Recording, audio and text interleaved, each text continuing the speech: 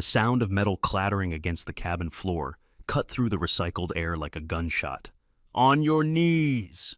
183 passengers watched in frozen horror as a massive man, 6'4", face carved with old scars, wearing a black tactical jacket, grabbed the small flight attendant by the collar of her navy blue uniform and hurled her to the ground. She hit the carpet hard, her knees absorbing the impact, her tray of drinks scattering across the aisle in a symphony of breaking glass and spilling liquid. She did not scream, she did not cry. The man, Brick as his partners called him, stood over her with the satisfaction of a predator who had just established dominance. His cold gray eyes swept across the cabin, taking in the sea of terrified faces, the children clutching their mothers, the businessmen who moments ago had been typing on laptops, now sitting with hands raised in surrender. "Look at her," Brick commanded, his voice carrying the gravelly authority of someone accustomed to violence. "This is what happens to anyone who thinks about being a hero today." The flight attendant, her name tag read Raven Mitchell, slowly raised her head. She was small, maybe 5'4", with dark hair pulled back in a regulation bun. 32 years old, according to the airline records. Nothing special, nothing threatening, just another service worker in a polyester uniform, now kneeling in a puddle of spilled orange juice. But there was something in her eyes, something that didn't belong there. For a fraction of a second, so brief that Brick almost missed it, those gray eyes swept the cabin with a precision that seemed almost mechanical, calculating, as if she were taking inventory of something far more important than passenger comfort. 3 hijackers, positions, row 3, row 17, cockpit door, weapons, 2 ceramic blades, 1 handgun, possibly a Glock, possibly a replica. Exits, none viable. Altitude, 35,000 feet. The assessment took less than 2 seconds. Then her eyes went blank again, submissive, defeated. "Get up," Brick sneered, grabbing her arm and yanking her to her feet. "And get me a drink. That's the only thing women like you are good for." Raven lowered her gaze. "Yes, sir." In row 12, a man with salt and pepper hair and calloused hands paused mid-breath. Caleb Turner had spent 18 years in the United States Air Force, the last 6 as a technical sergeant working on F-16 engines at Nellis Air Force Base. He had seen enough military personnel in his lifetime to recognize something that most civilians would miss entirely: the way she fell, too controlled. She had rolled with the impact, distributing the force across her body instead of taking it on her joints. The way she stood up, weight balanced, knees slightly bent, center of gravity low, like a fighter returning to stance, like a pilot preparing for G-forces. He shook his head, dismissing the thought. She was just a flight attendant, probably took a self-defense class at the Y. Nothing more.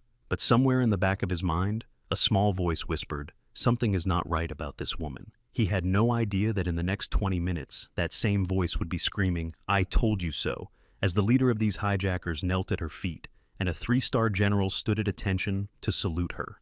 Flight AA-1147 had departed Dallas-Fort Worth International Airport at 6:45 a.m., bound for Seattle-Tacoma, with an expected arrival time of 10:30 a.m. Pacific.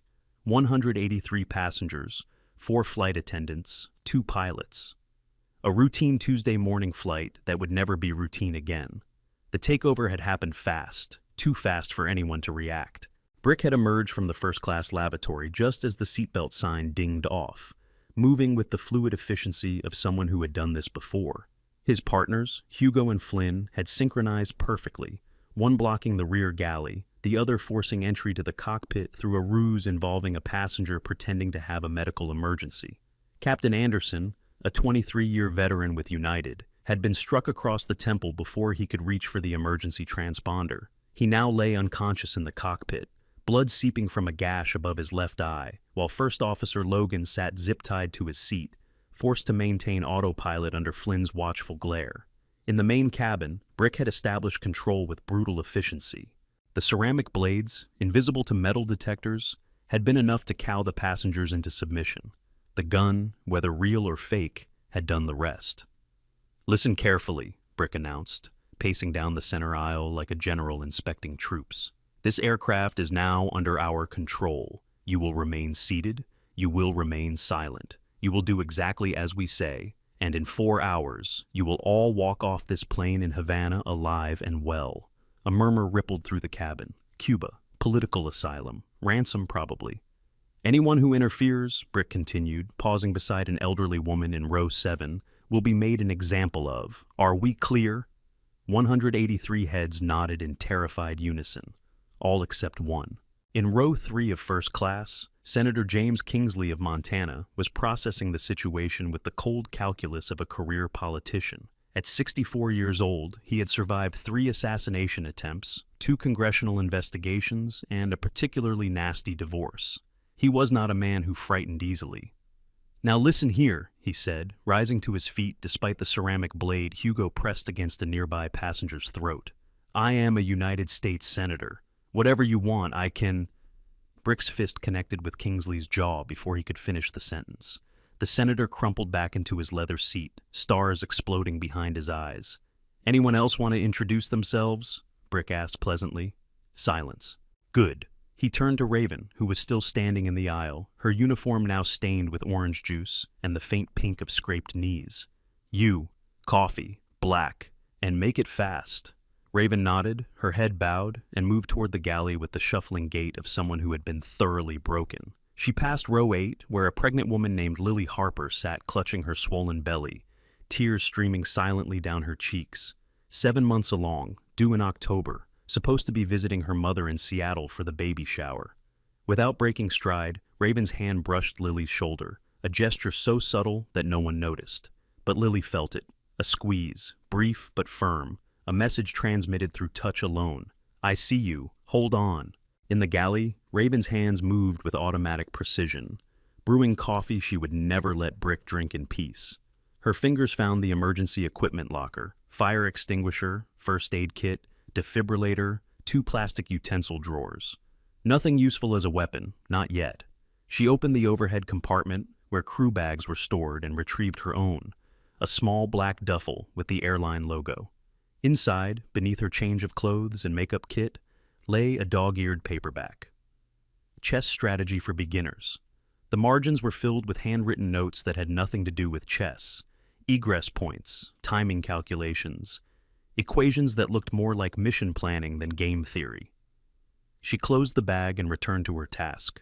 Meanwhile, in the main cabin, Hugo was conducting a sweep of passenger belongings. He was the technical expert of the trio, a former demolition specialist from a Baltic state whose name appeared on no fewer than 7 international watch lists under various aliases. His job was to ensure no one had smuggled anything useful aboard. Phones, he barked, moving down the aisle with a garbage bag. All of them. Now! One by one, passengers surrendered their lifelines to the outside world. iPhones and Androids tumbled into the plastic bag like digital tombstones. Hugo paused at row 15, where a young man in a wrinkled suit was hesitating. Problem? Hugo asked. I'm a journalist, Ethan Cole stammered. I need my phone for... The ceramic blade pressed against his throat, just hard enough to draw a thin line of fear without breaking skin. For what? Ethan's phone joined the others. Hugo continued his sweep, eventually reaching the crew area where Raven was preparing Brick's coffee. His eyes swept over her with the clinical assessment of someone cataloging potential threats. Small, female, service worker, no visible muscle definition, no defensive posture, irrelevant. But something made him pause. Her hands, the way they moved, too steady. Most people's hands trembled after being thrown to the ground and threatened with violence. Adrenaline did that, made fine motor control nearly impossible. This woman's hands were rock solid. What's your name? He asked. Raven Mitchell, sir. How long have you been a flight attendant, Raven Mitchell? 4 years, sir. Hugo studied her face, looking for the telltale signs of deception. Dilated pupils, rapid blinking, micro-expressions of fear masked by false calm. He found none of them. Where did you work before this? Customer service, she replied. Call center in Phoenix. A call center, of course. That explained the flat effect, the ability to absorb abuse without reacting. Years of angry customers screaming about billing errors had probably beaten all the fight out of her. Finish the coffee, Hugo ordered, then get back to serving passengers. Keep them calm. Make them think everything is going to be fine. Yes, sir. He left, satisfied that the small woman in the stained uniform posed no threat whatsoever. He had no way of knowing that the last person who had underestimated her was buried in an unmarked grave outside Kandahar with a confirmed kill shot from 800 meters that had been attributed to unknown Allied forces in the official report. Before we continue, if you're enjoying military stories with twists you never see coming, hit that subscribe button and ring the bell. 93% of you watching aren't subscribed yet. It takes 1 second and helps us bring you more incredible stories like this one. Plus, you won't miss the moment when this helpless flight attendant makes 3 armed hijackers regret ever stepping on her plane. Trust me, you'll want to see what happens next. Now, back to the story. The next 20 minutes settled into a tense routine. Brick remained in the galley, drinking coffee and monitoring communications via the aircraft's satellite phone. Hugo patrolled the cabin like a shark circling prey. Flynn stayed in the cockpit, keeping First Officer Logan under constant surveillance while occasionally checking on the still unconscious Captain Anderson. And Raven served drinks. She moved through the cabin with the mechanical efficiency of someone who had performed this task thousands of times, which she had. 4 years of pushing beverage carts, smiling at rude passengers, pretending that her master's degree in aeronautical engineering from MIT and her 2,000 flight hours in F-16 fighting Falcons had never existed. It was, she reflected, the perfect cover. No one looked twice at flight attendants. They were part of the scenery, like the safety cards in the seatback pockets, or the tiny packages of peanuts that no one actually wanted. Invisible. Forgettable. Exactly as she intended. In row 12, Caleb Turner watched her pass with increasing fascination. There it was again, that strange feeling that something was off. The way she walked. Heel toe, weight perfectly centered. Not the mincing steps of someone in airline-mandated low heels, but the confident stride of someone accustomed to maintaining balance in unstable environments, like a fighter jet pulling 7 Gs in a combat turn. He caught himself staring and looked away. "You're being ridiculous," he told himself. "She's a flight attendant, not a pilot." But when Raven passed his row again, he noticed something else. The watch on her left wrist. A black G-Shock, scuffed and scratched in patterns that suggested years of hard use. Not the kind of accessory a customer service worker from Phoenix would typically own. The kind of watch military aviators wore. In row 8, Lily Harper was struggling to control her breathing. The baby was kicking, hard, insistent kicks that felt like Morse code from the womb. "I'm scared too, Mom. Get us out of here." Raven appeared beside her, offering a plastic cup of water. "Here," she said softly. "Drink slowly." Lily's hands trembled as she accepted the cup. "Thank you. I don't know what to do." "Breathe," Raven replied, her voice barely above a whisper. "In through your nose, out through your mouth. 4 counts in, 4 counts out. Focus on the breathing, nothing else." The instruction was specific, practiced, the kind of thing a flight attendant might learn in basic training, or the kind of thing a combat pilot might be taught to manage stress during high-G maneuvers. "How do you stay so calm?" Lily asked, genuinely bewildered.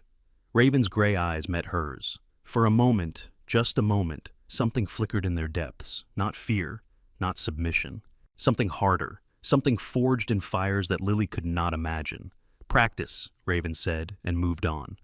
In first class, Senator Kingsley was recovering from Brick's punch, his jaw throbbing with each heartbeat. The indignity of it burned almost as much as the physical pain. He was James Kingsley, for crying out loud, chairman of the Armed Services Committee, a man who had dined with presidents and dictated military budgets worth hundreds of billions of dollars, and he had just been knocked unconscious by some Eastern European thug, while a flight attendant watched with empty eyes. Speaking of which, he watched as Raven approached his seat with a glass of ice and a napkin. "For the swelling, sir," she said, not quite meeting his eyes. He snatched the ice from her hand. "This is your fault, you know. If you people had proper security—" "Yes, sir." "Don't yes, sir me. I want your name and employee number. When this is over, I'm gonna have your entire crew fired, especially that worthless captain who let these animals take over his aircraft. The captain is injured, sir. I don't care if he's deceased. This is a disgrace to American aviation, and someone is going to pay." Raven said nothing. Her face remained impassive, her posture submissive. But Caleb Turner, watching from row 12, noticed something that the senator missed entirely. Her hands. They had curled into fists at her sides, the knuckles going white with pressure. And there was something in her jaw, a slight tension, a clench that suggested she was biting back words that would have made the senator's ears bleed. Then it passed. Her hands relaxed, her jaw unclenched, and she moved on to the next passenger as if nothing had happened. Interesting, Caleb thought. Very interesting. The satellite phone in the galley crackled to life, and Brick answered with a curt acknowledgement. Yes, we have control, no complications, 183 passengers, plus crew. He listened for a long moment, then smiled, a cold reptilian expression that didn't reach his eyes. Understood.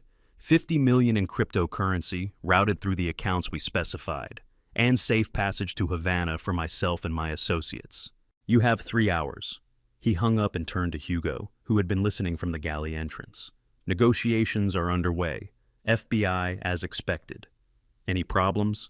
They want proof of life, a video of the passengers showing everyone is unharmed. Hugo nodded. I'll handle it. Use the girl. Brick gestured toward Raven, who was refilling the coffee maker. She reads well on camera, submissive, scared, exactly what they need to see. Understood. Raven's hands never stopped moving as she listened to their conversation. 50 million, 3 hours, Havana. The FBI would stall, of course. They always did. They would negotiate, delay, run psychological profiles, try to wear down the hijackers through exhaustion and uncertainty. But these three weren't amateurs. Their coordination suggested professional training. Their demands were specific and achievable, and their willingness to use violence had already been demonstrated. They would not be talked down, which meant that sometime in the next 3 hours, someone on this aircraft would have to act. Raven dried her hands on a towel and considered her options. 3 hostiles, armed with blades and at least 1 firearm. 183 civilians, most of whom would panic at the first sign of violence. 1 injured pilot, 1 restrained co-pilot, and 3 other flight attendants who were trained to pour coffee, not conduct close-quarters combat. Not great odds. But she had faced worse. Hugo approached her with a smartphone, one of the devices he had confiscated earlier. We're recording a message for the authorities. You will read exactly what I tell you. Yes, sir. He positioned her in front of the galley curtain, angling the phone to capture her face and the rows of terrified passengers behind her. Say this. This is Raven Mitchell, flight attendant on United Flight 1147. The aircraft has been taken by 3 armed men. All passengers are currently unharmed, but they will be executed one by one if our demands are not met. For the safety of everyone on board, please comply immediately. Raven looked into the camera. Her face was pale, her eyes downcast, the picture of traumatized compliance. This is Raven Mitchell, she began, her voice trembling slightly, flight attendant on United Flight 1147. The aircraft has been taken by 3 armed men.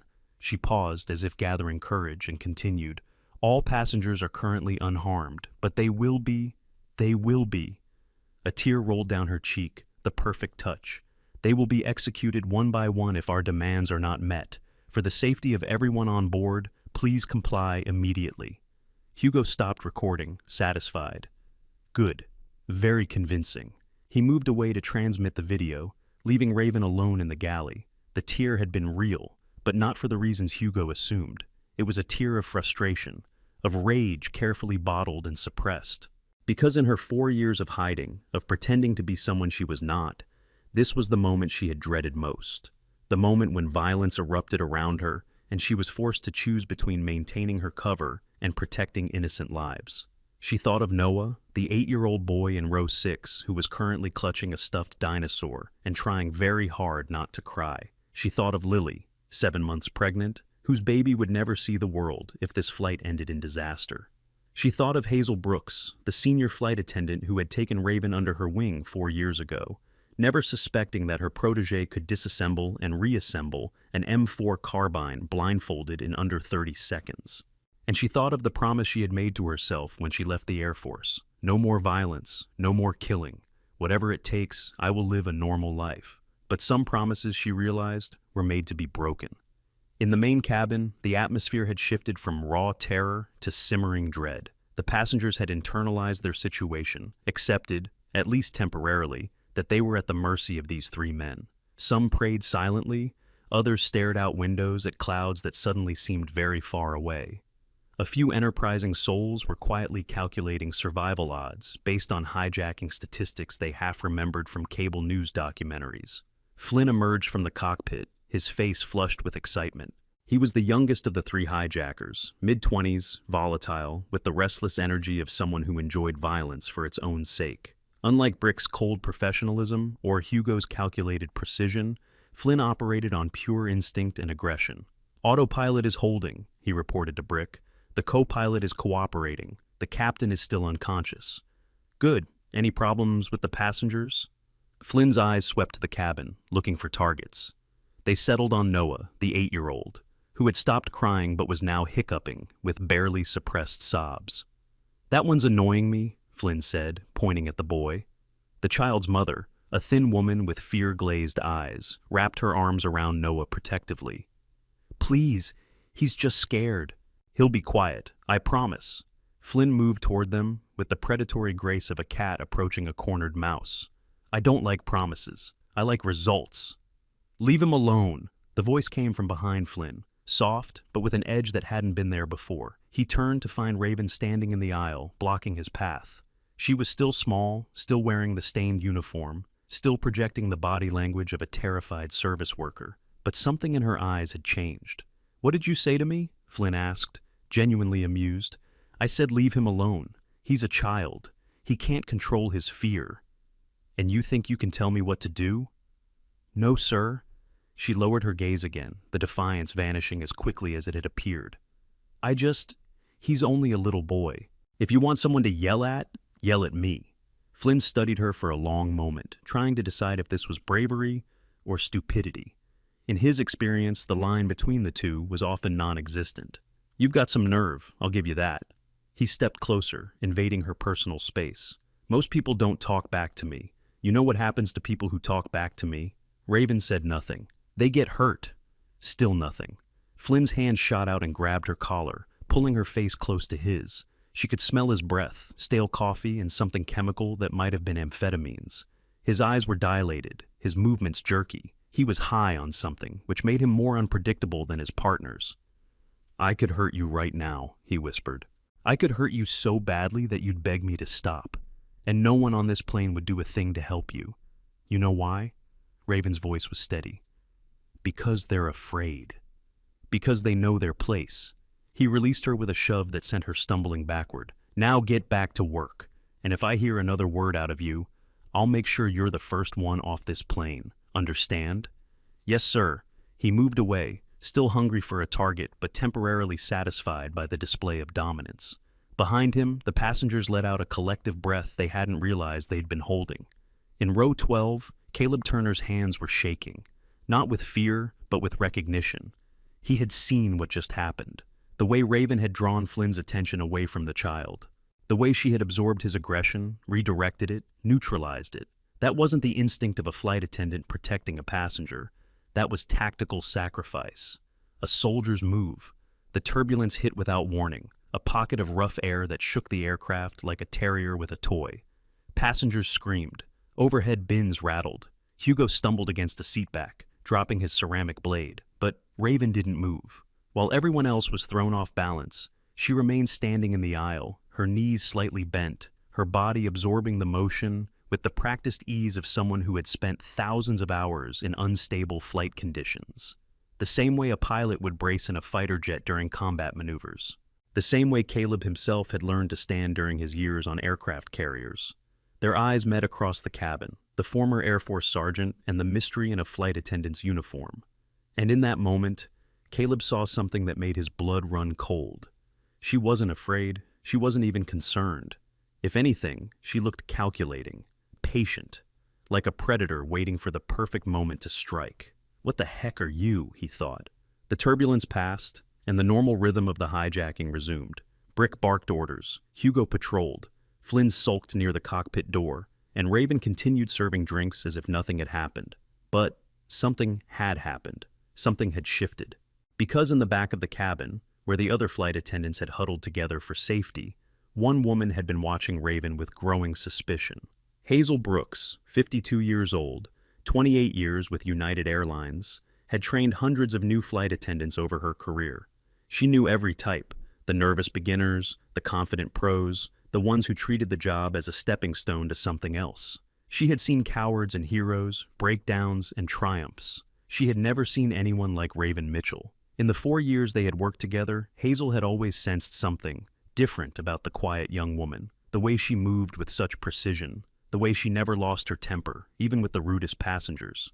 The way she sometimes stared out the window during flights, not at the clouds, but at the horizon.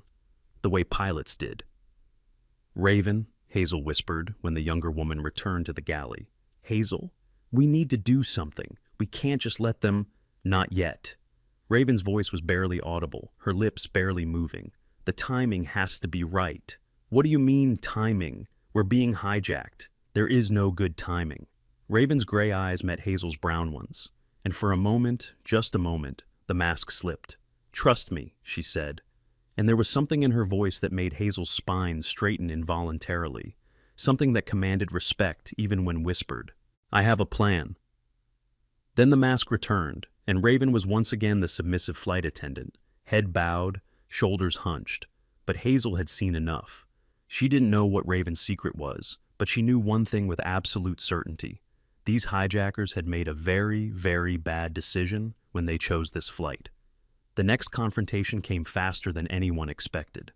Dr. Isaac Thornton, a trauma surgeon from Seattle General, had been monitoring Captain Anderson's condition through the cockpit door whenever Flynn allowed. The captain's breathing was growing irregular, his skin pallid, classic signs of a developing subdural hematoma. "He needs medical attention," Dr. Thornton said, approaching Brick in the galley. "If he has a brain bleed, he could die within the hour." Brick didn't look up from the satellite phone. "Not my problem." "It should be. If he dies, you'll be facing murder charges on top of hijacking. The FBI negotiates differently when dead bodies are involved." That got Brick's attention. He turned to face the doctor, sizing him up. 60-something, wire-frame glasses, the soft hands of someone who had never done manual labor. Confident, though, the kind of confidence that came from being the smartest person in the room for 40 years. "What do you need?" "Access to the cockpit, 5 minutes to assess him. If necessary, emergency intervention to relieve intracranial pressure. You want to perform brain surgery at 35,000 feet? I want to prevent a death that will make your situation significantly worse." Brick considered this. He was no fool. The doctor had a point. A dead hostage changed the calculus entirely. 5 minutes, Hugo will supervise. Dr. Thornton nodded and moved toward the cockpit, but stopped when he reached Raven. "You," he said. "What's your first aid training?" "Basic CPR and emergency response, sir." "Good enough. Come with me. I may need an extra pair of hands." They entered the cockpit together, Hugo trailing behind with his blade drawn. The space was cramped, barely enough room for 4 people among the instrumentation, and the unconscious captain slumped in his seat. First Officer Logan sat rigid at the controls, his wrists raw from the zip ties binding him. Dr. Thornton began his examination, checking pupils, pulse, respiratory rate. Raven stood beside him, handing him supplies from the onboard medical kit with the kind of instinctive efficiency that shouldn't have been possible for someone with basic training. "Penlight," she handed it to him. "Gauze," already in her other hand. "I need to check his reflexes. Hold the light here." She positioned the beam exactly where he needed it, at exactly the right angle, without being asked. Dr. Thornton glanced at her, a question forming behind his eyes. "You have medical training." "Just first aid, sir." "That's not first aid positioning. That's surgical assistance." Raven said nothing. The doctor returned to his examination, but the question lingered. In the corner, Hugo watched with growing unease. There was something about this woman that didn't add up. The way she'd handled the equipment, the way she hadn't flinched when she saw the captain's condition. Even medical students got queasy around head trauma. This woman hadn't blinked. "He's stable for now," Dr. Thornton announced. "Possible concussion, but I don't think there's a bleed. He needs a hospital, though, soon." "Then let's hope the FBI moves fast," Hugo said. Back to the cabin. They filed out, Raven last. But as she passed through the cockpit door, her eyes swept the instrument panel one final time. Altitude, 34,000 feet. Heading, 270. Airspeed, 412 knots. Fuel, 3 hours remaining. Autopilot, engaged. All the information she would need when she needed it. An hour had passed since the takeover. An hour of tension, of whispered prayers, of children trying not to cry and adults trying not to scream. The FBI negotiation was ongoing, a slow dance of offers and counteroffers that both sides knew would lead nowhere. In the galley, Brick was growing impatient. "They're stalling," he said to Hugo. "Standard procedure, they think they can wait us out." "So we escalate." "Exactly." Brick's eyes swept the cabin, looking for the right target. "We need to send a message, something that shows we're serious." His gaze settled on row 8, on Lily Harper, 7 months pregnant, her hands resting protectively over her belly. Her. Hugo followed his gaze and nodded. "The pregnant one. High emotional value. They'll move faster. Get her." Flynn, who had been lurking near the cockpit door, moved toward row 8 with undisguised enthusiasm. This was what he lived for. The fear, the power, the knowledge that he could end someone's entire world with a single decision. "You," he said, grabbing Lily's arm. "Come with me." "No!" Lily's scream was primal, the sound of a mother defending her child. "Please, no, I'm pregnant."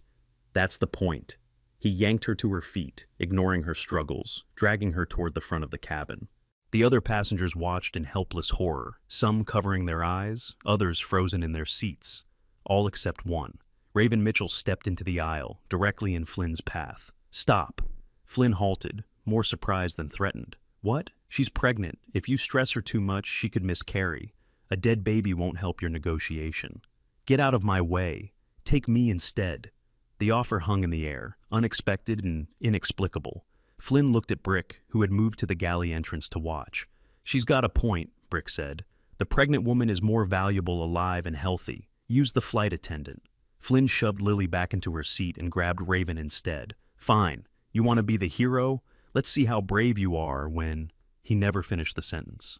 Because at that moment, Raven's foot hooked behind Flynn's ankle, her body twisted with a speed that shouldn't have been possible, and Flynn found himself falling backward, arms pinwheeling, the world suddenly inverted. He hit the ground hard enough to knock the wind from his lungs. For 3 seconds, nobody moved. Then Raven stepped back, her hands raised, her expression one of surprised apology. "I'm sorry. I'm so sorry. He startled me, and I took a self-defense class last year, and oh my gosh, are you okay?" The transformation was so complete, so convincing, that even Hugo, who had witnessed the entire sequence, found himself doubting what he'd seen. It looked like an accident, a clumsy collision between a frightened woman and an unbalanced man. But Brick wasn't fooled. His eyes narrowed as Flynn scrambled to his feet, face red with humiliation and rage. There was something wrong here, something that didn't fit the profile of a terrified flight attendant. "Flynn," he said quietly, "stand down." "She tripped me. The witch tripped me on purpose. I said stand down." Flynn's fury was barely contained, but he obeyed, for now. He retreated to the back of the cabin, shooting murderous glances at Raven with every step. Brick approached her slowly, studying her the way a collector might study a potentially valuable antique. That was quite a fall he took. "I didn't mean to—" "Save it." His voice was soft, almost conversational. "I've seen enough combat to know the difference between an accident and a technique. That was a leg sweep. A good one." Raven's face went pale. For the first time, genuine fear flickered in her eyes. But Brick only smiled. "Relax," he said. "I'm not going to hurt you, not yet, but I am curious." He leaned closer, close enough that she could smell gun oil and sweat. "Who are you really, Raven Mitchell?" "I told you, I'm a flight attendant. Before that, customer service. And before that, silence." Brick nodded slowly, as if confirming a suspicion. "I thought so. There's more to you than you're letting on." He straightened, adjusting his jacket. "But it doesn't matter. Whatever you were, whatever you think you can do, there are 3 of us and 1 of you. And if you try anything like that again, I'll put a bullet in the pregnant woman's belly." The threat landed like a physical blow. Raven's face went even paler. "Do we understand each other?" "Yes, sir." "Good. Now get back to work." He walked away, leaving her standing in the aisle with trembling hands and a racing heart. But the trembling wasn't from fear. It was from the effort of not breaking his neck where he stood. In row 12, Caleb Turner had witnessed the entire exchange with growing certainty. That wasn't just a self-defense class move. That was military combatives, specifically the kind taught to combat pilots and special operations personnel. He had seen it 100 times at Nellis during joint training exercises. This woman was not who she claimed to be. But who was she? A police officer? FBI? Some kind of air marshal they hadn't disclosed to the passengers, or something else entirely? He thought about approaching her, asking directly, but something in her eyes, that cold, calculating look, told him that she was playing a longer game than he could understand. Whatever she was planning, it wasn't his place to interfere, not yet. So he sat back, watched, and waited for the moment when all the pieces would fall into place. The second hour brought escalation. Brick, having failed to intimidate Raven into submission, had shifted tactics. He was now focused entirely on the negotiation, demanding real-time updates from the FBI while Hugo maintained cabin control. Flynn had been relegated to cockpit duty, where his volatile temper was less likely to cause problems, but the passengers were growing restless. The initial shock had worn off, replaced by the kind of simmering resentment that built up when human beings were treated like cattle. Whispered conversations rippled through the cabin. Eyes darted toward potential weapons, heavy laptops, metal belt buckles, the fire extinguisher in the galley. Senator Kingsley was the first to voice what many were thinking. "We can't just sit here," he hissed to the businessman beside him, a venture capitalist named Marcus, who had spent the past hour calculating the statistical probability of survival based on historical hijacking data. "There are 180 of us, and 3 of them. They have weapons, Senator. They have blades and 1 gun. I served in Vietnam. I know what a gun can do, and I know what 100 determined people can do. With respect, sir, 100 people charging 3 armed men in a confined space is a recipe for mass casualties." Kingsley's jaw tightened. "Then we need a better plan." Across the aisle, Raven was collecting empty cups and napkins, moving through the cabin with the mechanical efficiency of someone who had done this 1,000 times. But her ears were attuned to every conversation, every whispered plan, every calculation of risk and reward. The senator was right about one thing. Passive resistance wouldn't end this. The FBI could negotiate for days, and Brick was clearly prepared to wait, or to start making examples of passengers if the wait grew too long. Something had to change. Someone had to act. The question was, when? She passed by the emergency exit row, where a young man in an Army Ranger's t-shirt was sitting with his fists clenched. Silas, according to his boarding pass. 28 years old, muscular, with the coiled tension of someone who had been trained to fight and was being forced to do nothing. Their eyes met briefly. She saw the question in his gaze. "Are you with me?" She shook her head almost imperceptibly. Not yet. He understood. He nodded and relaxed his fists, for now. At the front of the cabin, Hugo was conducting another weapons check. He had noticed something during his earlier confrontation with Raven, a possibility that nagged at him like a splinter under his skin. "The flight attendant," he said to Brick. "The one who tripped Flynn. What about her? Something's not right, the way she moves, the way she reacted when I searched her bag. There's something we're missing." Brick considered this. Hugo's instincts had saved their lives more than once during operations in Chechnya and Syria. If he sensed the threat, it was worth investigating. "Search her again, thoroughly." Hugo moved through the cabin toward the galley, where Raven was restocking the beverage cart. She saw him coming and stiffened almost imperceptibly, a reaction that would have been invisible to anyone who wasn't looking for it. "Hands against the wall," Hugo ordered. "Spread your legs." The passengers watched in uncomfortable silence as Hugo conducted a thorough pat-down. His hands moved professionally, checking for concealed weapons or communications devices. He found nothing, but he did notice something. "What's this?" His fingers had brushed against her left shoulder, where the fabric of her uniform covered what felt like raised tissue underneath. "An old injury," Raven said quickly. "Burn scar from a kitchen accident." Hugo studied her face. She was good. Very good at lying, but not quite good enough. "Take off your jacket." I'd rather not." That wasn't a request. The cabin had gone silent. 183 pairs of eyes were fixed on the confrontation, sensing that something significant was about to happen. Raven's hands moved to the buttons of her uniform jacket. Slowly, deliberately, one button at a time. But before she could remove it, a commotion erupted in the back of the cabin. Silas, the Army Rangers veteran, had decided that he was done waiting. "Now!" he shouted, launching himself at Flynn, who had just emerged from the cockpit. "Take them down!" The effect was immediate and chaotic. Half a dozen passengers, men who had been quietly coordinating in whispered conversations, rose from their seats and rushed the nearest hijacker. Hugo spun away from Raven, blade flashing. Screams filled the cabin as the two forces collided. For a moment, it seemed like the passengers might actually win. Silas had Flynn pinned against the cockpit door. Two businessmen were grappling with Hugo, trying to wrestle away his blade. A retired Marine had thrown himself at Brick, who was reaching for his gun.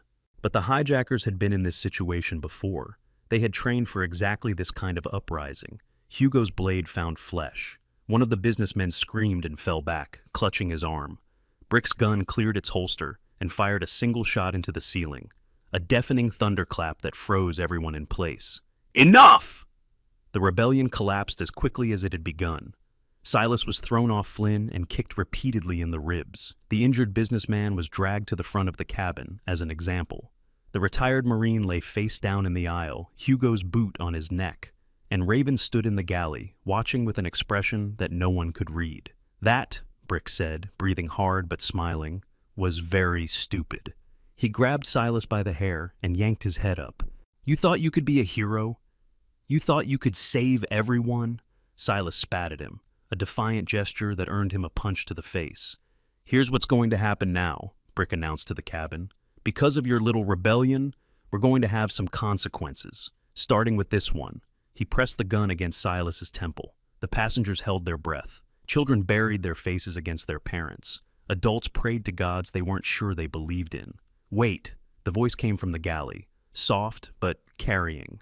Everyone turned to look at Raven Mitchell, who had stepped forward into the aisle. Wait, she repeated. He was just trying to protect people. He doesn't deserve to die for that. Brick laughed, a cold, humorless sound. And who exactly are you to tell me what anyone deserves? Nobody, she said. I'm nobody. Just a flight attendant. But, she paused, seeming to gather courage. But if you need to hurt someone to make a point, hurt me instead. The offer hung in the air for the second time in an hour. Flynn, his nose bleeding from the fight, stepped forward with eager interest. Let me, I owe her one. But Brick held up a hand, studying Raven with renewed curiosity. You keep offering yourself up. Why? Because he has people waiting for him. She nodded at Silas. A family, maybe. Friends. A life. I don't have anyone.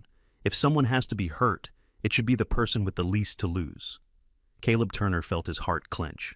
It was a noble lie, the kind soldiers told when they threw themselves on grenades to save their squad mates, the kind of lie that revealed more truth than any confession ever could. Brick seemed to reach the same conclusion. His eyes narrowed, and he released Silas with a shove. Fine, he said. Flynn, take her to the galley. Make sure she remembers this moment. Flynn grinned and grabbed Raven's arm, dragging her toward the front of the cabin. The passengers watched in helpless horror, some crying, others looking away. But Hazel Brooks noticed something that no one else did. As Flynn pulled Raven past her, the younger woman's free hand brushed against her thigh, and something small transferred from Raven's pocket to Hazel's palm. A note, folded into a tiny square. Hazel waited until Flynn and Raven had disappeared behind the galley curtain before unfolding it with trembling fingers. 4 words, written in neat, precise handwriting. When I move, duck. The galley curtain fell closed, obscuring whatever was about to happen from the passengers' view. They could hear Flynn's voice, cruel and anticipatory, and the sound of something hitting metal. But they couldn't see Raven Mitchell's eyes, because if they had, they would have known that everything was about to change. In the dim light of the galley, surrounded by beverage carts and emergency equipment, Flynn stood before his prey with the satisfaction of a cat cornering a mouse.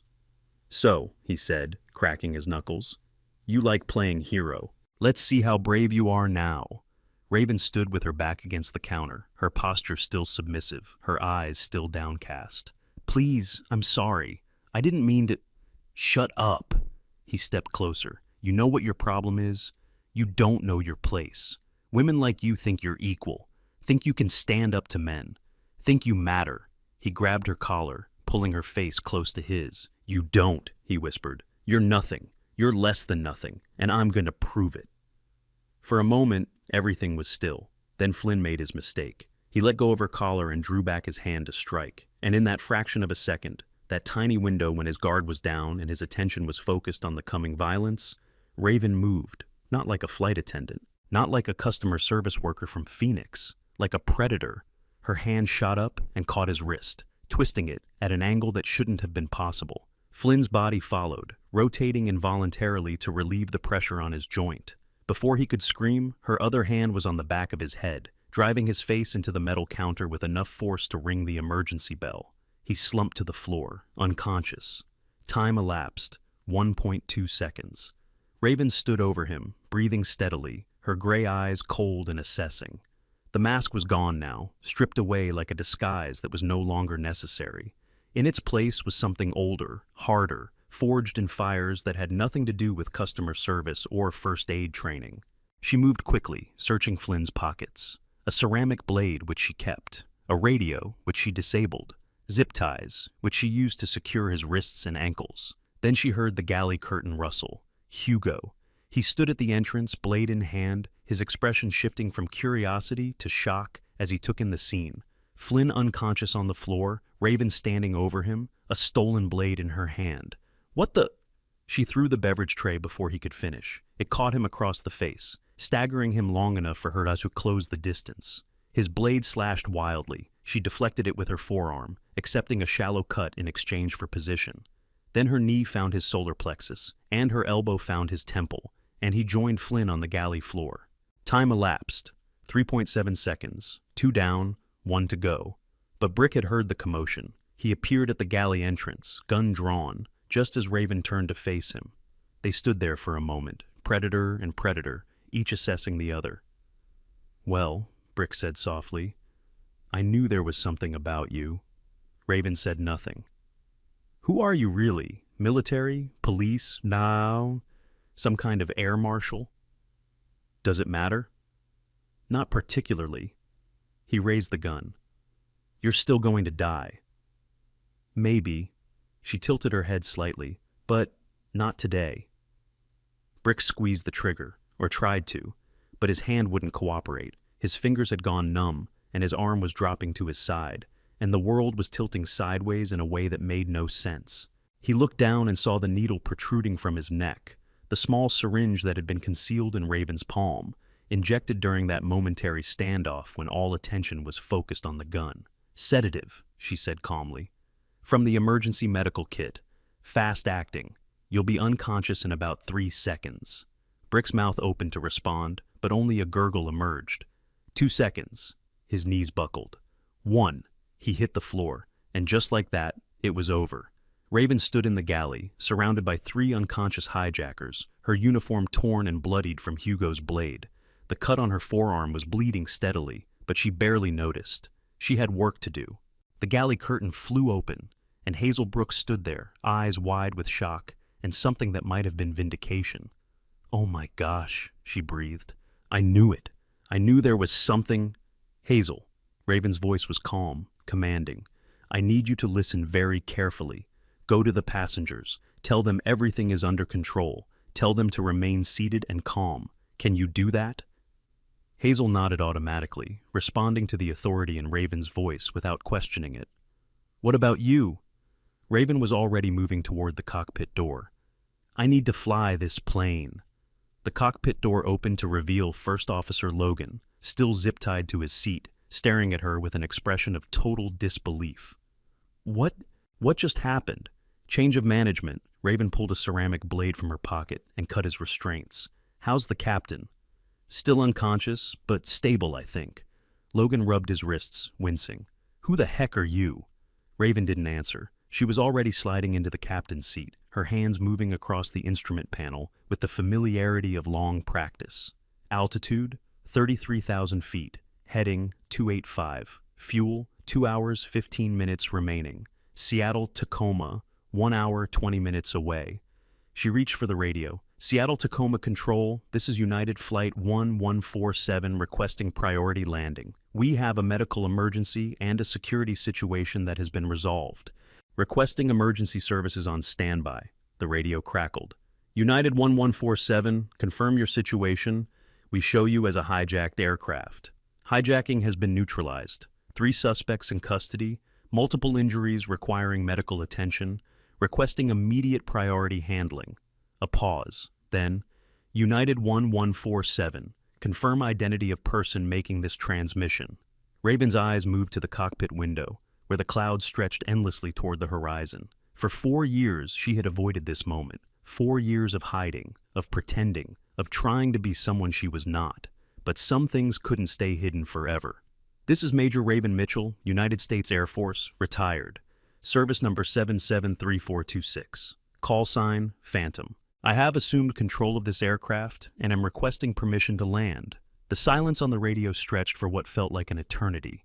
Then, Phantom, is that really you? The voice had changed. No longer a standard air traffic controller, but someone older, more authoritative. General Solomon, Raven said quietly.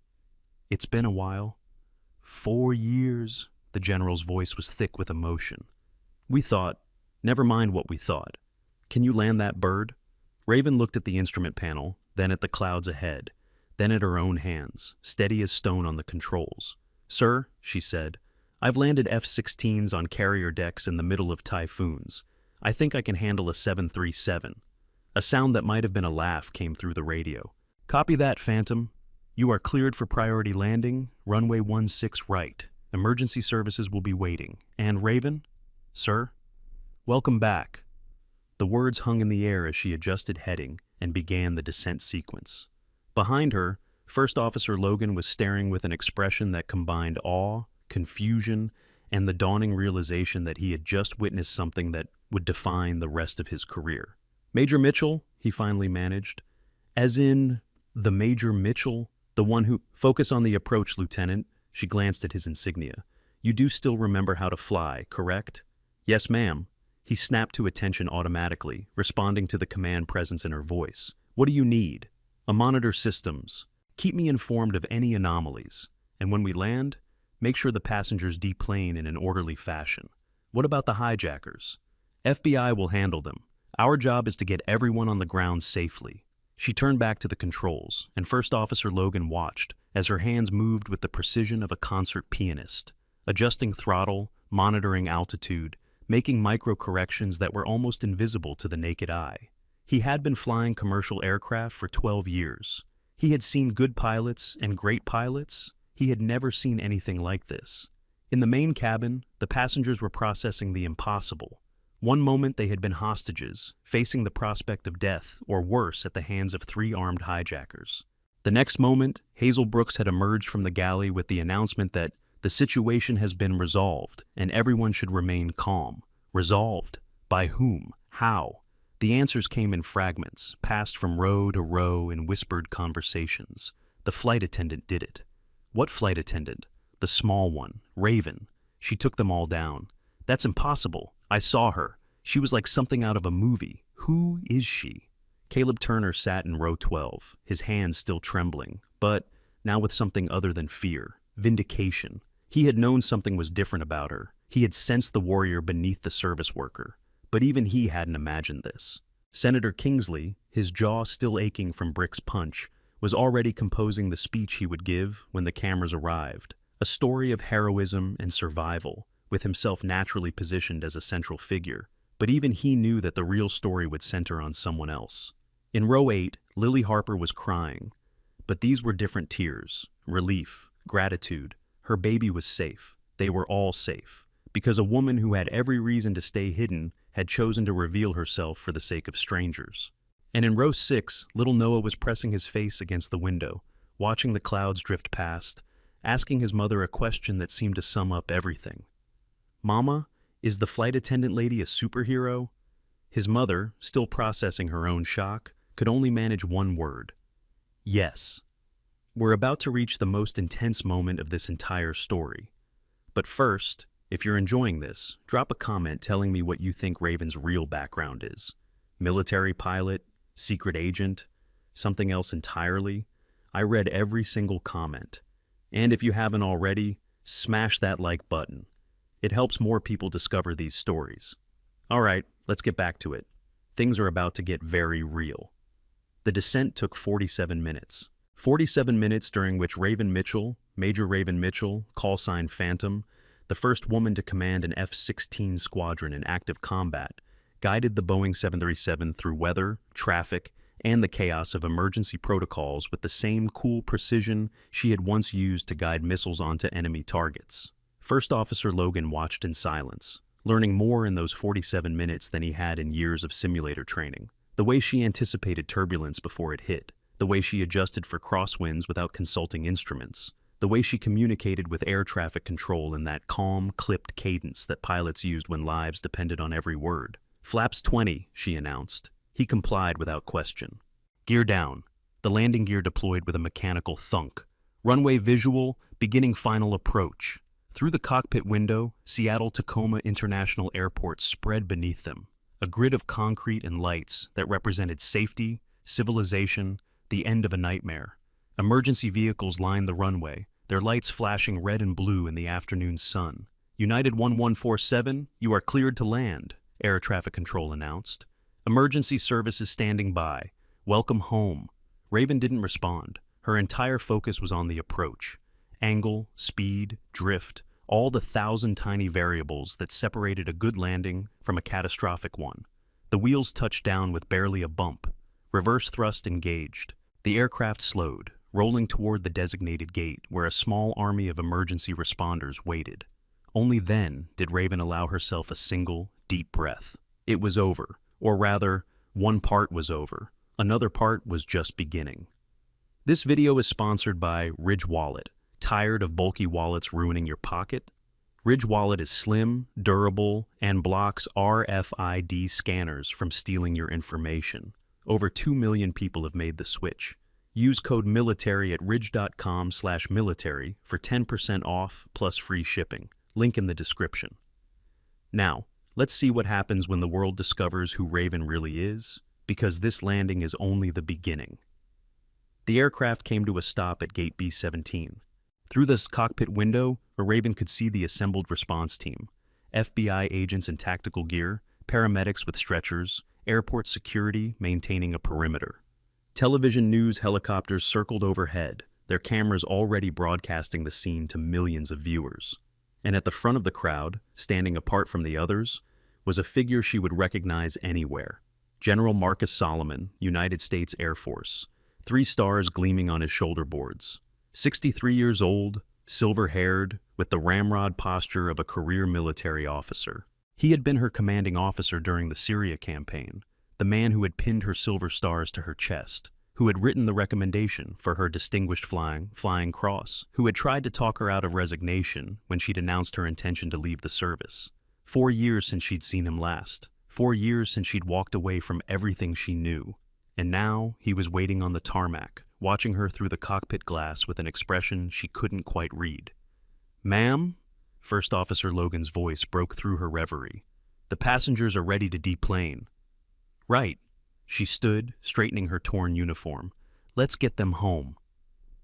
The cabin door opened to reveal a wall of flashing cameras and shouting voices. FBI agents pushed forward to secure the aircraft. Paramedics rushed toward the injured, the businessman Hugo had cut, Captain Anderson on a stretcher, a few passengers suffering from panic attacks and shock.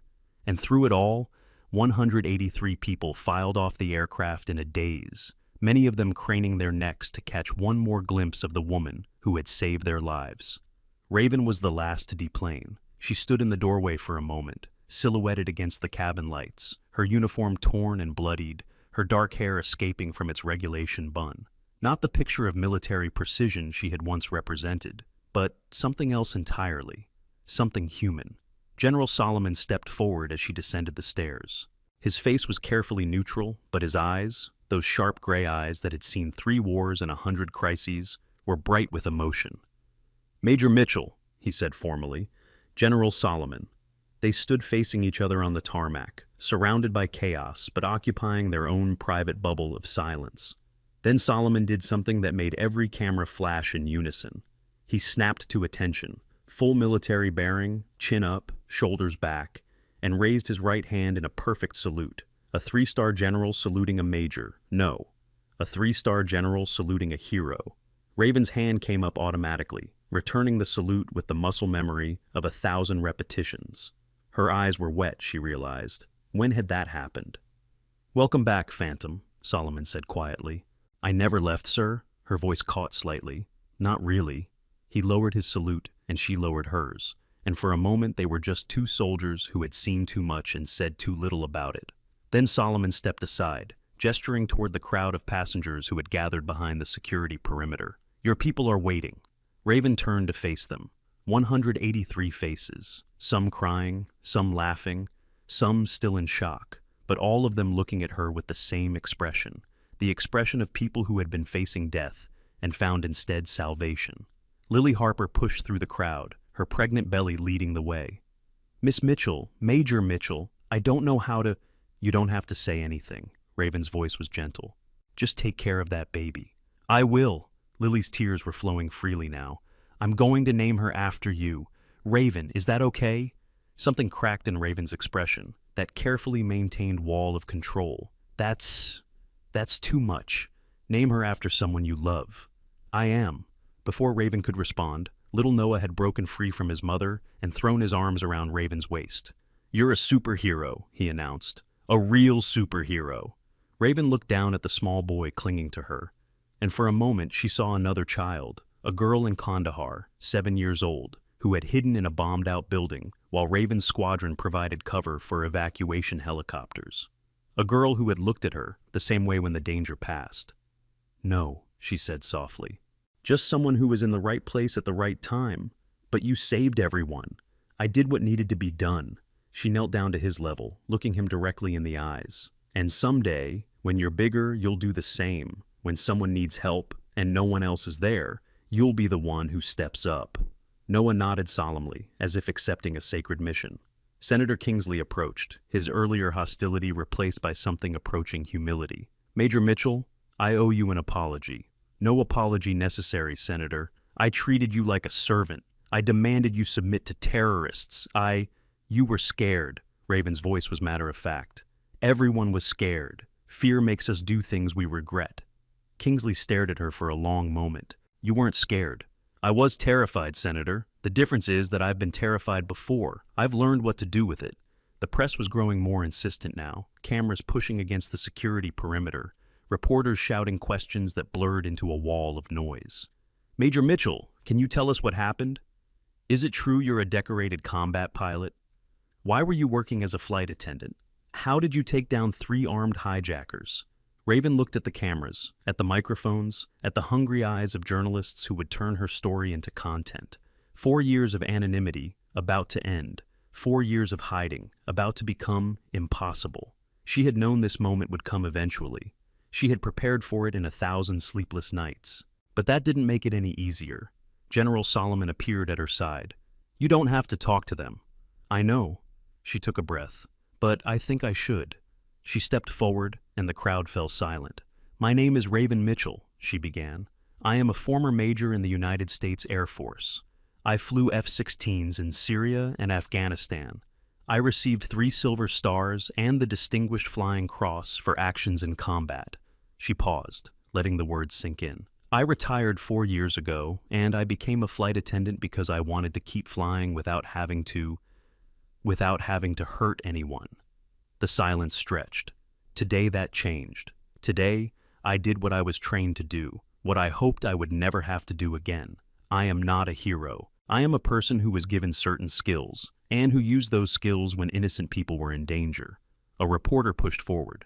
"Major Mitchell, there are reports that you took down 3 armed men single-handedly in under 10 seconds. Is that true? The specific details will be in the FBI report. What matters is that everyone on that flight is going home to their families tonight. What about the hijackers? What will happen to them? That's for the justice system to decide, not me." Another question from the crowd. "Will you return to the Air Force?" Raven hesitated. She could feel General Solomon's eyes on her, feel the weight of the question behind the question. "I don't know," she said finally. "Right now, I just want to get cleaned up and get some rest.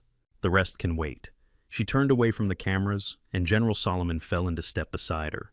"That was well handled," he said quietly. "I've had practice.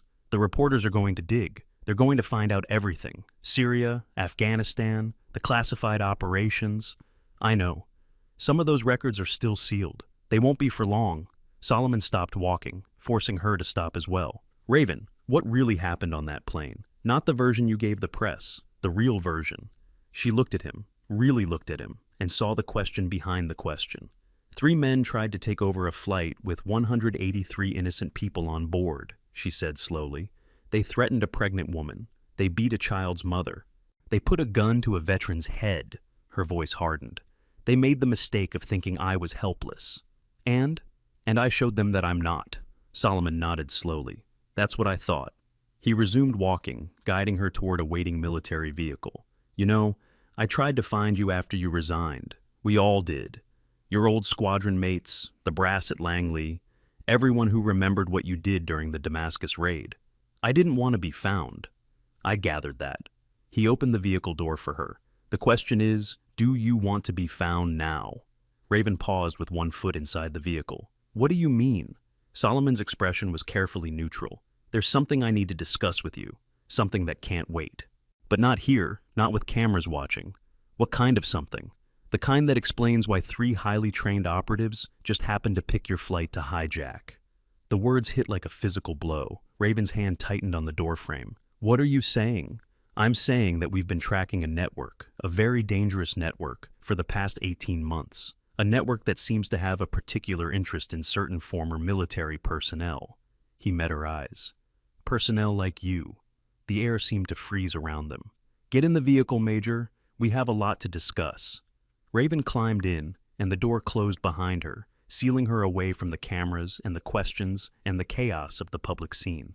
But even in the quiet of the vehicle's interior, she could feel the truth pressing against her. The truth she had been running from for 4 years. The past was not done with her. It was just getting started. The military vehicle pulled away from the tarmac, leaving behind the flashing cameras and shouting reporters. Inside, the silence was thick enough to cut. Raven sat across from General Solomon, her torn uniform a stark contrast to his immaculate dress blues.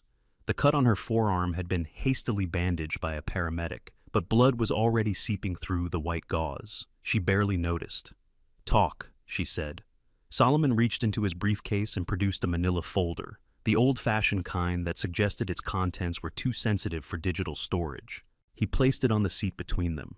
18 months ago, we began tracking a series of incidents involving former Special Operations personnel. Assassinations, kidnappings, recruitment attempts, all targeting people with very specific skill sets. What kind of skill sets? Combat pilots, demolitions experts, cyber warfare specialists, the kind of people who could wage a private war if properly organized. Raven's jaw tightened. And you think today's hijacking was connected? I know it was. Solomon opened the folder, revealing a photograph of Brick, the man who had thrown her to the cabin floor just hours ago. His real name is Viktor Kozlov, former Spetsnaz, discharged for excessive brutality. For the past 3 years, he's been working as a contractor for an organization we've been calling The Network. Creative name. We didn't choose it. They did. He pulled out another photograph, this one showing a symbol that made Raven's blood run cold. A wolf's head, rendered in stark black lines, with a single red eye. Ghost wolf, she whispered. Solomon nodded slowly. So you do remember. Remember? How could she forget? That symbol had been burned into her nightmares for 4 years, ever since the day her wingman's F-16 had exploded in a ball of fire over the Syrian desert, brought down by a surface-to-air missile that shouldn't have existed in that theater of operations. Ghost Wolf was the call sign of the operative who supplied that missile, Solomon continued. We thought he died in the subsequent airstrike. We were wrong. How wrong? He's alive. He's been building something, an organization, a network of former military assets from a dozen different countries. And 6 months ago, we intercepted communications suggesting that he's developed a particular interest in you. The vehicle hit a bump, and Raven steadied herself automatically. Her mind was racing, processing implications faster than Solomon could speak them. The hijacking wasn't random, she said. They knew I would be on that flight. We believe so. They wanted to capture me, or kill me, or test you. Solomon's voice was grave. See what you were capable of. See if the stories about Phantom were true. Raven laughed, a harsh, humorless sound. Well, now they know. Yes, now they know. He closed the folder, which brings me to my next point. You want me to come back. It wasn't a question. Solomon met her eyes. The Air Force doesn't need another pilot, Raven. We have plenty of those. What we need is someone who can get inside this network. Someone Ghost Wolf already knows. Someone he's already interested in. You want me to be bait. I want you to be the solution. He leaned forward, his voice intense. 4 years ago, you walked away from the service because you couldn't handle what happened to Lieutenant Sarah Chen. I understood that. I respected that. But Sarah didn't die so you could spend the rest of your life serving drinks at 30,000 feet. The name hit like a physical blow. Sarah, her wingman, her best friend. The woman who had taken a missile meant for Raven's aircraft, who had died screaming over the radio while Raven circled helplessly above, unable to save her. "Don't," Raven said, her voice dangerous. "Don't use her name to manipulate me. I'm not manipulating you. I'm telling you the truth." Solomon's expression softened slightly. "Ghost Wolf killed Sarah. He's still out there, and now he's building an army. You can walk away again, go back to your apartment, your anonymity, your careful little life, or you can help us stop him." The vehicle slowed, turning into what appeared to be a private airfield on the outskirts of Seattle. Through the tinted windows, Raven could see a military transport plane waiting on the runway. "Where are we going?" "Langley, for a full debrief." Solomon paused. "And to meet some people who have been waiting a very long time to see you again?" Raven looked at the plane, then at the folder, then at her own blood-stained hands. 4 years of running, 4 years of hiding, and it had all led here, to a choice she had been avoiding since the day she watched Sarah's aircraft spiral into the desert below. "One condition," she said finally. "Name it. When we find Ghost Wolf, when we finally corner him, I'm the one who takes him down. Not a drone strike, not a SEAL team, me." Solomon studied her face for a long moment. "That's not how we typically operate." "Then change how you operate. Sarah was my wingman. Her death is my responsibility. Her justice is my right." The general was silent for what felt like an eternity. Then, slowly he nodded. "Agreed." Raven opened the vehicle door and stepped out onto the tarmac. The wind whipped her hair across her face, carrying the smell of jet fuel and possibility. Behind her, General Solomon emerged from the vehicle with the folder tucked under his arm. "One more thing," he said. She turned. "Welcome back to the war, Phantom." The words echoed in her mind as she walked toward the waiting aircraft. The same words that would define the next chapter of her life, and possibly the last. But that was a story for another day. For now, there was only the plane, the mission, and the ghost of a friend who deserved justice. Raven Mitchell climbed the stairs without looking back. 3 weeks later, the world had moved on. The hijacking of Flight AA-147 had dominated news cycles for approximately 72 hours before being displaced by a political scandal, a celebrity divorce, and the usual parade of human tragedy that constituted modern media. The passengers had returned to their lives, their trauma processed through therapy sessions and family dinners and the slow, grinding work of recovery. But some stories don't end when the cameras stop rolling. In a conference room at an undisclosed location in Virginia, Raven Mitchell sat across from a panel of intelligence officials who had been grilling her for the better part of 6 hours. Her uniform was new, crisp Air Force blues with the oak leaves of a major on her shoulders, but her eyes carried the same weight they had carried since Syria. "Let me make sure I understand," said the CIA representative, a thin man with glasses and the perpetually skeptical expression of someone who had seen too many lies. "You're proposing that we insert you into Ghost Wolf's organization as a defector, a disgraced former pilot looking for revenge against the country that abandoned her." "That's correct." "And you believe he'll accept you? After you just dismantled his hijacking operation and put 3 of his operatives in federal custody?" "I believe he'll be intrigued." Raven's voice was calm, measured. "Ghost Wolf doesn't think like a normal operative. He's not motivated by money or ideology. He's motivated by excellence, by finding people who are worthy of his attention. And you think you're worthy?" "I think I just proved I am." The CIA man exchanged glances with his colleagues, representatives from the NSA, DIA, and half a dozen other agencies whose acronyms Raven had stopped trying to memorize. "The risk is substantial," said General Solomon, who had been observing from the corner of the room. "If Ghost Wolf suspects she's a plant, he'll kill her, slowly, and he'll extract every piece of intelligence she has about our operations before he does." "I'm aware of the risks," Raven said. "Are you?" The CIA man leaned forward. "Because from where I'm sitting, this looks less like a strategic operation and more like a personal vendetta." Raven met his gaze without flinching. "Lieutenant Sarah Chen was my wingman for 3 years. She saved my life twice. And she died because Ghost Wolf wanted to send a message that no one was safe, that American air superiority was an illusion, that he could reach out and touch anyone he wanted.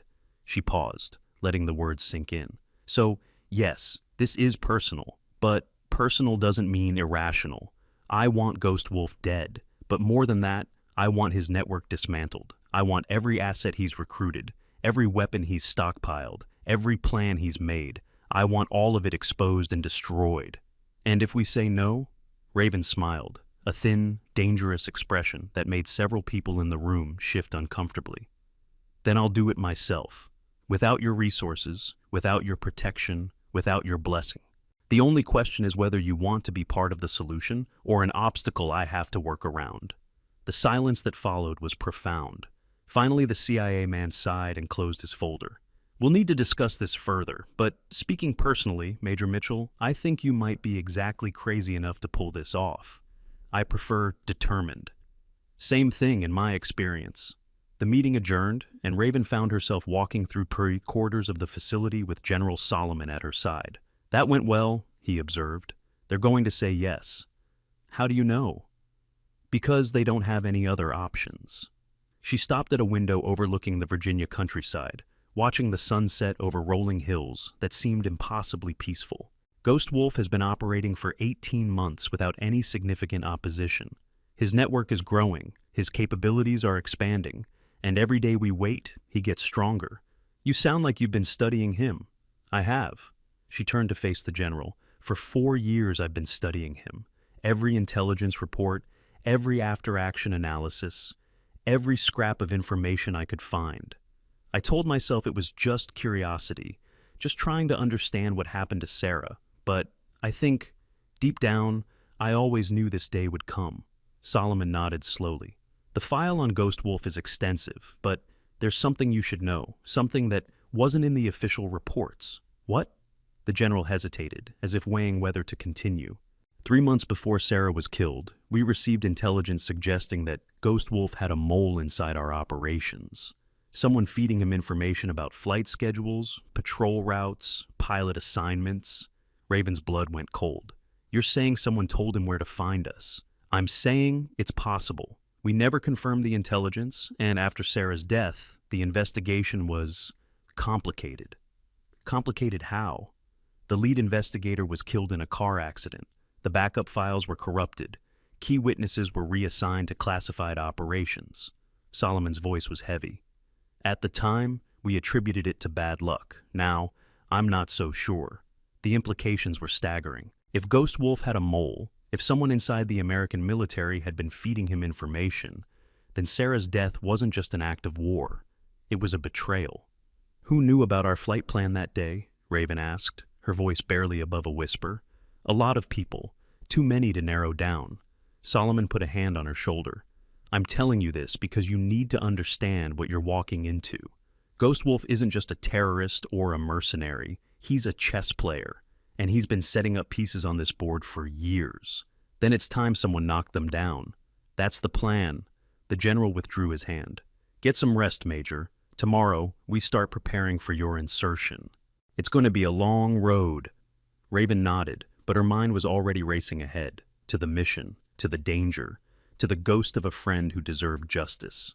And somewhere, in a facility she would never see, a man with cold eyes reviewed a report about the events of Flight AA-1147. Ghost Wolf smiled. The pieces were moving exactly as he had planned. 1 month after that, Raven Mitchell officially ceased to exist. The cover story was elegant in its simplicity. A decorated combat pilot, traumatized by her experiences in Syria, had suffered a mental breakdown following her involvement in the hijacking incident. She had been discharged from the Air Force under less than honorable conditions, her security clearance revoked, her reputation destroyed by carefully planted rumors of instability and misconduct. The reality was more complex. Raven spent 3 weeks in an isolated facility, undergoing the most intensive training of her career. Close quarters combat refreshers, advanced interrogation resistance, the subtle art of building a cover identity that could withstand scrutiny from professionals who specialized in detecting lies. And then, one gray morning in October, she boarded a commercial flight to Prague, the first step in a journey that would take her deep into the shadow world where Ghost Wolf operated. But that, as they say, is another story. What matters now is what happened in the weeks after the hijacking, the ripples that spread outward from that single act of courage, touching lives in ways that Raven Mitchell would never fully know. In Seattle, Lily Harper gave birth to a healthy baby girl on November 15th. She named her Raven, despite the Major's objections, and every year on the anniversary of the hijacking, she sent a letter to an address that always seemed to forward correctly, no matter how many times it changed. The letters were never answered, but they were always read. In Montana, Senator James Kingsley introduced the Mitchell Aviation Security Act, which provided funding for enhanced training programs for flight crews. The bill passed with bipartisan support, and Kingsley never mentioned his own behavior during the hijacking, the demands, the condescension, the moment when he had urged compliance with terrorists. Some lessons were learned in silence. In a suburb of Dallas, 8-year-old Noah Parker started taking martial arts classes. His mother didn't understand the sudden interest, but she supported it anyway, sensing that something had changed in her son during those terrifying hours at 35,000 feet. When asked why he wanted to learn to fight, Noah always gave the same answer. So I can help people, like the superhero lady.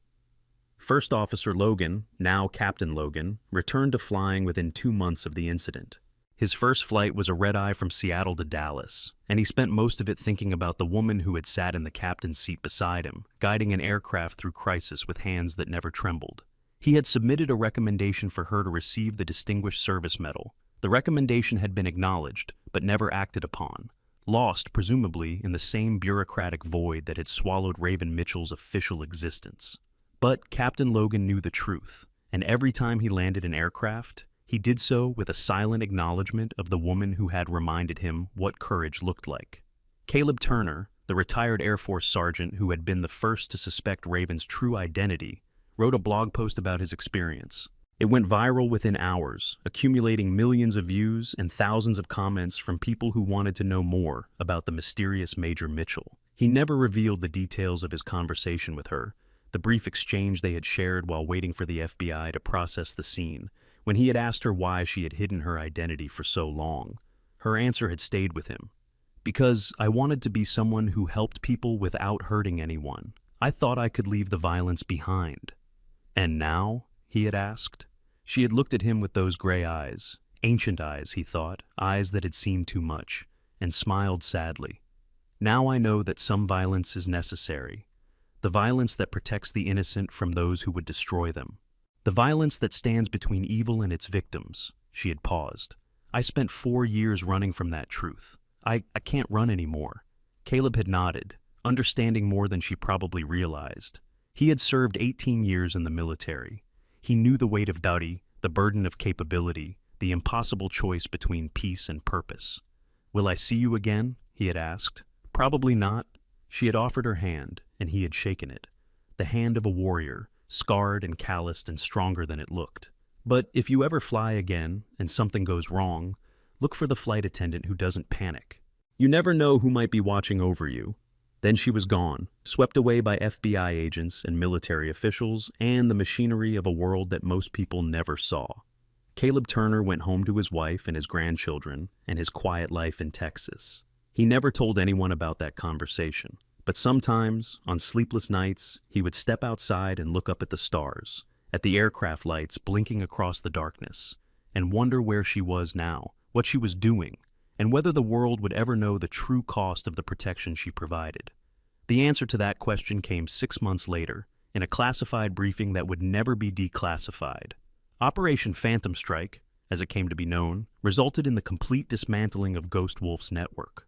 17 cells across 12 countries were neutralized. Over 200 operatives were killed or captured. Billions of dollars in illicit assets were seized. And Ghost Wolf himself, the man who had killed Sarah Chen, who had built an army in the shadows, who had believed himself untouchable, was found in a bunker in eastern Ukraine with a single bullet hole in his forehead and a note pinned to his chest. The note contained 2 words, "For Sarah." The identity of the operative who had eliminated Ghost Wolf was never officially confirmed, but those who knew, the small circle of intelligence professionals who had shepherded the operation from its inception, understood that justice had finally been served. Major Raven Mitchell, call sign Phantom, had kept her promise. The details of what happened in that bunker remained classified. What was known was that Raven had infiltrated Ghost Wolf's inner circle over the course of 5 months, building trust through a series of increasingly dangerous operations. She had identified the mole who had betrayed Sarah's flight plan, a mid-level intelligence analyst who had been compromised years earlier. She had mapped the entire network, from its funding sources to its weapons caches to its long-term strategic objectives. And when the moment came, when she finally stood face to face with the man who had haunted her nightmares for 5 years, she had done what she was trained to do. What she had to do. The exfiltration was clean. Within 72 hours of Ghost Wolf's elimination, Raven was back on American soil, undergoing debriefing at the same Virginia facility where her mission had begun. General Solomon was waiting for her. "It's done," she said simply. "I know." He studied her face, looking for signs of trauma or regret. He found neither, only a profound exhaustion that seemed to emanate from somewhere deeper than physical fatigue. "How do you feel?" Raven considered the question. "I thought I would feel different, relieved maybe, or satisfied." She shook her head slowly. "I just feel tired. That's normal. What you did, what you've been doing for the past 6 months, it takes a toll. I know." She walked to the window, looking out at the same Virginia countryside she had contemplated months ago. The seasons had changed. The hills were covered in snow now, pristine and peaceful. "What happens next?" "That's up to you." Solomon joined her at the window. "You've more than earned a retirement. A real one this time. A cabin somewhere quiet. A life without missions or covers or the weight of other people's lives on your shoulders." "That sounds nice, but—" She smiled. A real smile this time, touched with something that might have been hope. "But I don't think I'm built for quiet. Not anymore." "I was hoping you'd say that." The general reached into his jacket and produced a new folder, with a new mission, a new challenge. "There's a situation developing in the South China Sea. Nothing urgent yet, but we could use someone with your particular skill set." Raven took the folder and opened it, scanning the contents with practiced efficiency. "This is a training position." "It is. We're developing a new program, preparing the next generation of operatives for the kind of asymmetric threats that people like Ghost Wolf represent. We need instructors who understand what it means to operate in the gray zones. People who can teach not just skills, but wisdom. And you think I'm qualified for that? I think you're the only person qualified for that." Solomon's voice was serious. "You've walked the path, Raven. You've seen what happens when good people break under pressure and what happens when they don't. You know the cost of the work we do and the cost of not doing it." She closed the folder and held it against her chest, feeling the weight of possibility. "Can I think about it?" "Take all the time you need." He checked his watch. "But not too much time. The world isn't getting any safer." He left her alone at the window, staring out at the snow-covered hills. Raven Mitchell, major, pilot, operative, survivor, thought about the choices that had led her here. The decision to join the Air Force at 18, against her father's wishes. The decision to volunteer for combat operations when she could have stayed safe at a training command. The decision to walk away after Sarah's death. And the decision to come back when innocent lives were threatened. Every choice had led to this moment. This window, this opportunity. She thought about Sarah, whose face she could still see clearly after all these years. Sarah, who had believed in duty and honor and the idea that some things were worth fighting for. Sarah, who had died protecting her. "I'm still here," Raven whispered to the ghost of her friend. "I'm still fighting." The snow continued to fall outside the window, covering the world in white, and somewhere, in a training facility that didn't officially exist, a new class of operatives waited to learn the lessons that only experience could teach. Raven Mitchell turned away from the window, folder in hand. The war was over, but the work was just beginning. 3 months later, in a nondescript building at a classified location, Raven stood before her first class of students. They were young, most of them barely older than she had been when she first climbed into an F-16 cockpit, fresh-faced and eager, with the confidence of people who had never truly been tested. They looked at her with a mixture of curiosity and respect, having heard the rumors about the legendary Phantom, but not quite believing them. She let them look. Then she began to speak. "You're here because someone thinks you have potential. Maybe you were top of your class at Annapolis or West Point. Maybe you have a gift for languages or combat or strategic thinking.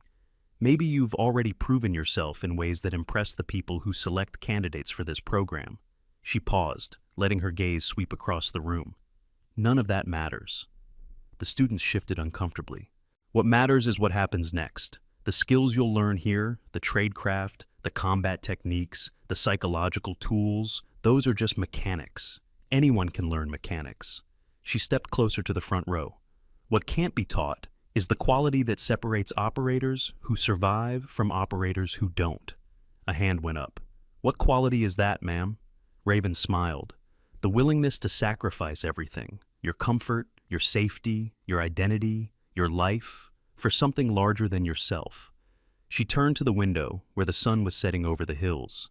I spent 4 years running from that truth. I told myself I could be normal, that I could leave the fight to others. She faced them again. I was wrong.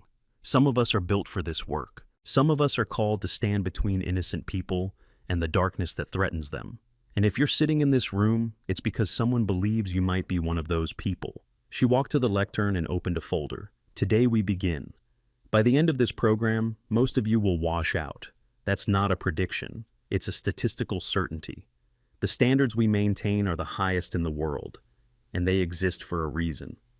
What reason? Another student asked. Raven looked at him, really looked, the way she had learned to assess threats and opportunities in a single glance.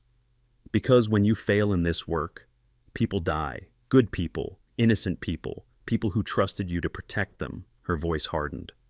I've held friends as they died. I've attended funerals for operators who made one mistake, just one, and paid for it with everything they had. This program is designed to ensure that when you face those moments, and you will face them, you're ready. The room was silent. Any questions? No hands went up. Good, then let's begin. She opened the folder and started the first lesson, passing on the knowledge that had been paid for in blood and sacrifice and sleepless nights. Outside, the sun continued its descent, painting the sky in shades of orange and red. And somewhere, in the hearts of young operatives who would one day carry the torch, a flame was kindled. The flame of duty, the flame of sacrifice, the flame that Raven Mitchell had nearly let die, but had chosen in the end to keep burning, for Sarah. For the passengers of Flight AA 1147, for everyone who would never know the names of those who protected them, the story of the hijacking faded from public memory, as all stories eventually do. But in the quiet places where warriors trained and sacrificed, in the classified files and whispered legends, the name Phantom lived on, not as a hero, not as a symbol, but as a reminder that ordinary people, in extraordinary moments, have the power to change everything. All they have to do is choose. 1 year later, on the anniversary of the hijacking, a small package arrived at Lily Harper's home in Seattle. Inside was a hand-carved wooden raven, exquisitely detailed, with a note that contained only 4 words: "Fly high, little one." There was no return address, no signature, nothing to indicate where it had come from or who had sent it. But Lily knew. She placed the carving on the shelf above her daughter's crib, where baby Raven slept peacefully, unaware of the guardian angel who watched over her from afar. And somewhere in the world, perhaps in a training facility, perhaps on a mission, perhaps simply walking through an airport with the anonymity of a civilian, Major Raven Mitchell continued her work, protecting, teaching, fighting, living, because some flames, once kindled, never truly go out. They just find new fuel, new purpose, new lives to illuminate. The end, or perhaps, more accurately, to be continued. Because in the world of shadows where warriors operate, endings are merely beginnings in disguise, and Phantom's story was far from over. This story isn't just about a flight attendant who turned out to be a decorated combat pilot. It's about the quiet warriors among us, the people who carry extraordinary capabilities behind ordinary faces, who choose service over recognition, and who step forward when others step back. Raven Mitchell spent 4 years hiding from her past, believing she could outrun the person she was trained to become. But when 183 innocent lives hung in the balance, she discovered a truth that applies to all of us. We cannot escape who we truly are. Our gifts, our training, our experiences, they exist for a reason. And sometimes, that reason doesn't reveal itself until the moment we're needed most. The lesson here is profound yet simple. Never underestimate anyone based on appearance. The janitor might be a veteran, the server might be a scholar. The quiet person in the corner might be the one who saves your life. Treat everyone with respect, because you never know whose story you are walking into. More importantly, this story reminds us that hiding our light doesn't protect us. It only delays the inevitable moment when we must shine. If this story moved you, hit that subscribe button and turn on notifications so you never miss another video. Drop a comment telling me about a time when someone surprised you with hidden strength. Share this with someone who needs to hear that their past doesn't define their future, but it can prepare them for it. And remember, heroes don't always wear capes. Sometimes they push beverage carts.